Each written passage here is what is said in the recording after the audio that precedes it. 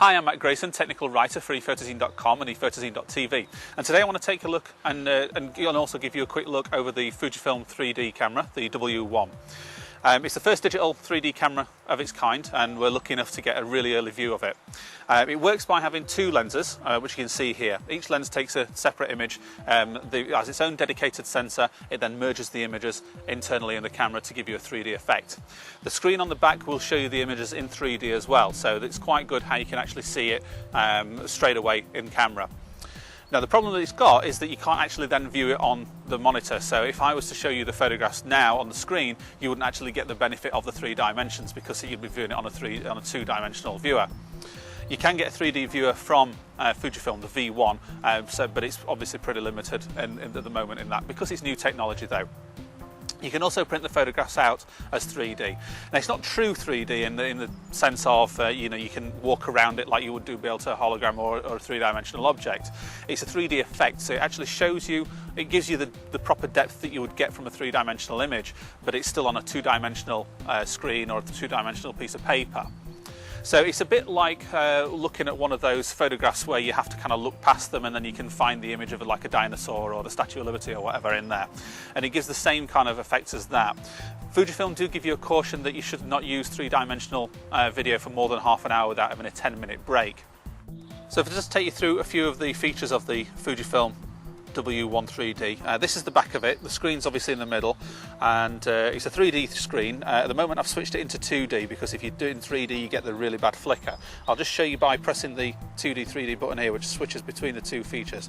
You see this flicker here? This is because I've gone into the 3D mode, which is using both lenses to take the photographs with.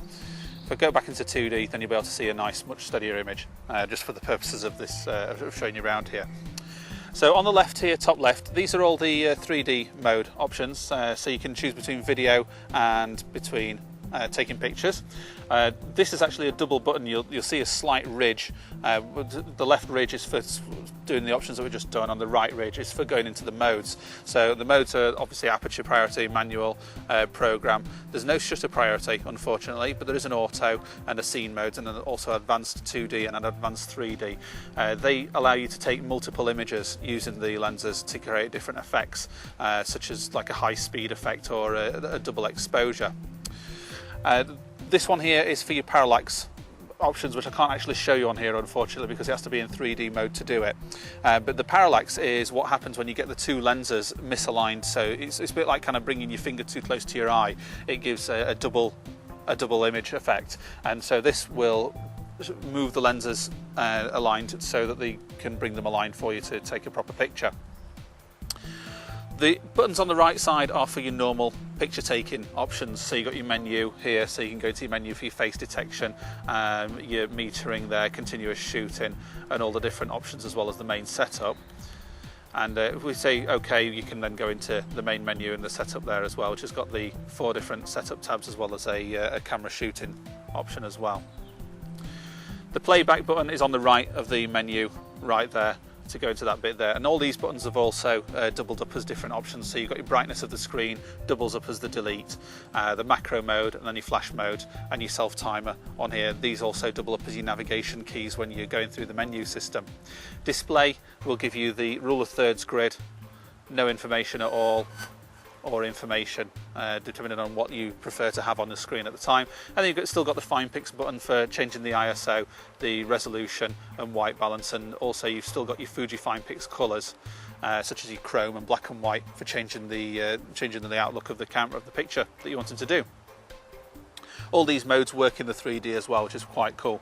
The 3D does work in video, so you can actually get 3D video. Again, you can only view it on a 3D viewer. It'll show really nicely on the screen here. It's a really good effect. Unfortunately, I can't show you any photographs taken with the 3D picture because you wouldn't actually be able to get the benefit of it without looking at it on a 3D viewer. Fuji have made one called the 3D V1, and it's basically a standalone viewer which allows you to look at these pictures. You can also get them printed up, which gives a 3D effect, but it's not true 3-dimensional in the fact of you can actually walk around it like you would be able to do a statue or some kind of 3-dimensional object. It's a 3D effect, so it shows really cool depth like you would normally get on an average photograph, but it's still only an effect. So as for the camera itself, really nice camera, lovely to use. Suffers a bit in terms of photographic quality from noise. White balance can sometimes look a little bit out, but the actual effect that you get is pretty good. It's innovative technology, so you can forgive it for not being absolutely perfect. Uses 2 sensors, so you'd think that they're probably going to have some kind of issue there. And there's also a brand new file format called MPO. It records in JPEG and MPO and then merges them both together when you're looking at the photographs, which means that when you download the images onto the computer, you can see the JPEGs but not the MPO files, because they're not supported by anything at the moment. So you'd only get a 2-dimensional image on your screen.